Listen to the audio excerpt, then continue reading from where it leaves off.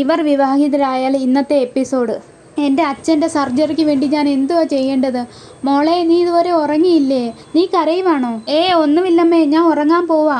നാളെ പ്രസാദം കൊടുക്കാൻ പോകണ്ടേ? എനിക്കറിയാം. എന്നാ വേഗം കിടന്നുറങ്ങ.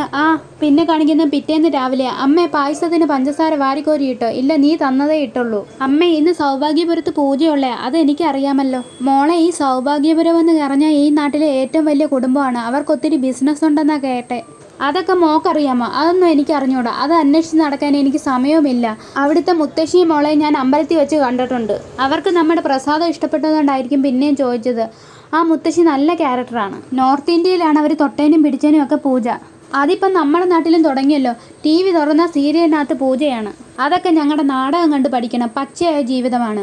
പട്ടുസാരി ഉടുത്തോ ആഭരണം ഇട്ടോ അല്ല നടക്കുന്നേ. അച്ഛൻ അമ്മ എങ്ങനെ പ്രപ്പോസ് ചെയ്ത്? ഒന്ന് പോകച്ചേ, അതൊക്കെ ഒരു കഥയാ. ഒന്ന് അംബികേ. ശീലാവതി എന്ന് പറയുന്ന നാടകം കളിക്കുന്ന സമയമാണ്. നിന്റെ അച്ഛൻ നാടകം എവിടെ ഉണ്ടെങ്കിലും അതിൻ്റെ മുന്നിൽ വന്നിരിക്കും. ആ സ്റ്റേജിൽ കയറുമ്പോൾ ആവശ്യമുള്ളതിനും ഇല്ലാത്തതിനും എല്ലാം കയ്യടിയാ. അപ്പോഴത്തേനും എനിക്ക് മനസ്സിലായി. ഒരു തവണ എന്നെ നോക്കി നിന്നപ്പോൾ ഞാൻ അങ്ങോട്ട് നോക്കി. പിന്നെ എനിക്ക് കണ്ണെടുക്കാൻ തോന്നിയില്ല. പിന്നെ എൻ്റെ ഡയലോഗ് മറന്നുപോയി. പിന്നെ അച്ചുവേട്ടൻ എനിക്ക് ഡയലോഗ് പറഞ്ഞു തന്നു. പിന്നെ എപ്പോഴാ പറഞ്ഞു? അന്ന് പറയാൻ വന്നപ്പോൾ ഭയങ്കര വിറയലായിരുന്നു. പിന്നെ എങ്ങനെയൊക്കെയോ പറഞ്ഞു കെട്ടിക്കോട്ടെ എന്ന്. പിന്നെ പേടിച്ച് മൂത്രപ്പുരയിലോട്ട് ഒറ്റ ഓട്ടമായിരുന്നു. പിന്നെ ഒരു ദിവസം അച്ചുവേട്ടൻ നാടകം കാണാൻ വന്നിരിക്കുമായിരുന്നു. അതിനിടയിൽ ഞാൻ ഇഷ്ടമാണെന്ന് അറിയിച്ചു. അച്ചുവേട്ടൻ ഉറക്ക എണീറ്റ് I love you പറഞ്ഞു. അവിടെ ഉള്ളവരെല്ലാം കൈയടിച്ചു. പക്ഷെ നാടകം കുളവായി. പിന്നെ മോളെ, ഞാൻ ഒരു കാര്യം പറയാൻ മറന്നുപോയി. ഇന്ന് അച്ചുവേട്ടൻ കിടന്നെടുത്താണെങ്കിലേ ചോര. പിന്നെ മോളെ, അച്ഛനോടൊന്ന് ചോദിച്ചേക്കണേ. എന്തേലും വയ്യാതായാലും പറയൂല. ഞാൻ ചോദിച്ചാലും പറയൂല. മോളെ, ഞാൻ പറയുന്ന വല്ലതും കേൾക്കുന്നുണ്ടോ? അതെ, അച്ഛൻ്റെ മൂക്കിലൊരു പരു വന്നായിരുന്നു. അത് പൊട്ടിയതായിരിക്കും. അപ്പോൾ ആശുപത്രി കാണിക്കുന്നില്ലേ? ഇന്ന് തന്നെ കാണിക്കണേ? കാണിക്കാം. ദേ മോളെ, പത്രത്തിലൊരു പ്രധാന വാർത്തയുണ്ട്. ദേ നോക്കിയേ. ആരോഗ്യമന്ത്രിയുടെ മകൻ ആത്മഹത്യ ചെയ്തെന്ന് സ്ഥിരീകരിച്ചു. അതിൻ്റെ കൂടെ CSRൻ്റെ ഫോട്ടോയുണ്ട്. ഞാൻ വായിച്ചു തരാം. 4 വർഷമായി കൊലപാതകമായിരുന്ന കേസ്. എല്ലാ തെളിവുകളോടും കൂടി ആത്മഹത്യയാണെന്ന് തെളിയിച്ച് CA അജയകുമാർ ഐസ് ക്യൂബ് അടുക്കി വെച്ചിട്ട് ഫാനിൽ കുരുക്കിയാണ് ആത്മഹത്യക്ക് ശ്രമിച്ചത്. അയാളൊരു മാനസിക രോഗിയാണ്. ഐസ് ക്യൂബ് കടക്കാരൻ സാക്ഷിയാണ്. അച്ഛാ മതി. CSR അതിബുദ്ധിമാനാ. ആഭ്യന്തരമന്ത്രിയൊക്കെ അഭിനന്ദിച്ചെന്നാ. എനിക്ക് പോവാൻ സമയമായി. ഞാൻ ഇപ്പം വരാം മോളെ. അമ്മമ്മ പ്രാർത്ഥിക്കുന്നുണ്ട്. അപ്പോഴത്തേന് SI സാർ വരുന്നു. എന്താ മോനെ, നീ ഇന്ന് ലീവാണോ? ലീവാണ്, പക്ഷെ എന്തെങ്കിലും അത്യാവശ്യ കേസ് വന്നാൽ പോകണം. പിന്നെ വർഷത്തിലൊരിക്കൽ നടത്തുന്ന പൂജയാണ്. എല്ലാവരും ഉണ്ടാവണമെന്ന് ആഗ്രഹമുണ്ട്. നമ്മൾ എന്തിനാ ഈ ലക്ഷ്മി പൂജ നടത്തുന്നത്? പറഞ്ഞു തന്നതൊക്കെ മറന്നോ? ലക്ഷ്മി എന്നത് പണം മാത്രമല്ല, സമാധാനത്തിൽ ഇരിക്കുന്നത്, സന്തോഷത്തിൽ കഴിയുന്നത്, നമുക്ക് കഷ്ടകാലം വരുമ്പോൾ കൈ പിടിച്ചുയർത്തുന്നത്, ഇതൊക്കെയാണ് യഥാർത്ഥ ലക്ഷ്മി. നമ്മൾ വർഷത്തിലൊരിക്കൽ പൂജ നടത്തുമ്പോൾ ലക്ഷ്മിയോട് ചോദിക്കുന്നത് പണം മാത്രമല്ല, നമ്മൾ ആ സന്തോഷത്തിൽ കഴിയണം, നമ്മൾ അധ്വാനിക്കുന്നതിന് കൂലി കിട്ടണം എന്നൊക്കെയാണ് എൻ്റെ പ്രാർത്ഥന. മോനെ, നീ എവിടെ പോയാലും ഈ വീട്ടിൻ്റെ വെളിച്ചം നിന്നിലുണ്ടാവണം. അതായിരിക്കും മഹാലക്ഷ്മിയുടെ ഏറ്റവും വലിയ അനുഗ്രഹം. അറിയാം മുത്തശ്ശി. സംഗീത എവിടെ? റെഡിയാവുന്നു. അഞ്ജന എവിടെ? റെഡിയാവാൻ പറഞ്ഞിട്ടുണ്ട്. ഇന്നത്തെ എല്ലാ അറേഞ്ച്മെൻറ്റും ചെയ്തത് സത്യനാണ്. അവൻ്റെ കാര്യം പറഞ്ഞാൽ വലിയ കഷ്ടമാണ്. അവൻ്റെ ഭാര്യ സുമിത്രയും അവൻ്റെ മകൾ അഭിരാമിയും ഈ പൂജയ്ക്ക് ഉണ്ടാവേണ്ടതാണ്. അജയ് മോനെ, അവരെ അന്വേഷിച്ച് കണ്ടെത്തണ്ടായോ? അവർ ജീവിച്ചിരിപ്പുണ്ടോ? അവർ മരിച്ചോ? അവരെ ആരെങ്കിലും കൊന്നോ? മോളെ, അവരെ അന്വേഷിച്ച് കണ്ടെത്തണ്ടായോ? അതെ മുത്തശ്ശി, ഞാൻ ഉറപ്പ് തരുന്നു. അപ്പച്ചി അഭിരാമിയെ ഞാൻ കണ്ടെത്തും. മരിച്ചു പോയെങ്കിൽ അതും അന്വേഷിക്കും. അഭിരാമി കൊച്ചുകുട്ടിയാണല്ലോ. ഇനി ആരെങ്കിലും തട്ടിക്കൊണ്ട് പോയെന്നും അറിയത്തില്ല. അതും അന്വേഷിക്കും. എന്താ ഭവാനി?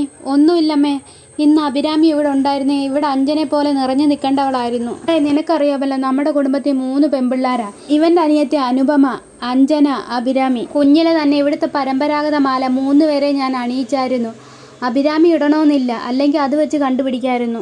അഞ്ജന എന്തായാലും ആ മാല ഇട്ട് വേണം ഇന്ന് പൂജയ്ക്കിരിക്കാൻ. ഞാൻ പറഞ്ഞിട്ട് വരാം അമ്മേ. മോനെ, ഇതുവരെ പൂജാരി എത്തില്ല. ഞാൻ നോക്കിയിട്ട് വരാം മുത്തശ്ശി. കാണിക്കുന്ന അഭിരാമിയുടെ അച്ഛനാ. എന്താ കയ്യിൽ ഏതാണ്ടുണ്ടല്ലോ, കാണിക്ക്. എന്താ അമ്മേ? ദാ നോക്ക്, എന്തോ മറച്ചു വെക്കുന്നുണ്ട്. ദാ നോക്കെന്തായാലും. ഇത് നന്നായിട്ടുണ്ടല്ലോ. ഇതിൻ്റെ കൂടെ ബ്ലൗസും ഉണ്ടോ? അളവ് ബ്ലൗസ് ഉണ്ടായിരുന്നു. ഇഷ്ടമായോ? ഇഷ്ടമായി. വലിയൊരു വീട്ടിൽ പോവല്ലേ, ഇത് കൊടുത്തു വേണം പോവാൻ. ഏത് ബാങ്കാ കൊള്ളയടിച്ചേ? ഞാൻ കൊള്ളയടിച്ചൊന്നുമല്ല. ഇവളെനിക്ക് കൈമണി നേടുന്നുണ്ടല്ലോ, അത് ഞാൻ കൂട്ടുവെച്ചതാ. ഈ സാരി എടുത്ത് സുന്ദരിയായിട്ട് വേണം ആ വീട്ടിലേക്ക് പോവാൻ. മോളെ, ആ വീട്ടിലേക്ക് നീ കെട്ടിച്ചു വിടാൻ പോവാന്നോ? അതേടി, അത് കഴിഞ്ഞ് നിന്നെ കെട്ടിച്ചു വിടാൻ. അത് കഴിഞ്ഞിട്ടോ ഞാനൊരു സുന്ദരി കൊച്ചിനെ കെട്ടും. പിന്നെ കുഴമ്പിടാനായിരിക്കും. എന്തൊരു പൂതിയാ. ചത്തടിഞ്ഞ് മണ്ണടിയേണ്ട പ്രായമായി. അമ്മേ, അച്ഛൻ്റെ മരണത്തെക്കുറിച്ചാണോ പറയുന്നത്? ഞാൻ തമാശ പറഞ്ഞേന്. തമാശ അങ്ങനെ പറയണ്ട. മോളെ, ഇവള് പറഞ്ഞു കഴിഞ്ഞാൽ ഞാൻ മരിക്കുവോ? അവളൊരു തമാശ പറഞ്ഞല്ലേ. അമ്മയ്ക്ക് സങ്കടമായി. സോറി അമ്മേ, നീ പോ. നാടകത്തിലങ്ങ് അംബികയൊന്ന് ക്ഷമിക്ക്. ഒന്ന് ചിരിക്കുക. നീ പോയി റെഡിയാവാൻ നോക്ക് പെണ്ണേ. അച്ചുവേട്ടാ, ഞാൻ എപ്പോഴും തമാശയ്ക്ക് പറയുന്നേയല്ലേ, പറയണ്ടാന്ന് മോള് പറഞ്ഞില്ലല്ലോ. നീ പോയി എനിക്കൊരു ചായ ഇട്ടിട്ട് വാ.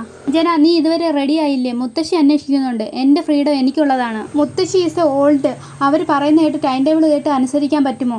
Be careful. ഞാൻ പറഞ്ഞത് നീ കേട്ടില്ലേ? നിനക്കിവിടെ സ്വാതന്ത്ര്യമില്ലെന്നല്ലയോ?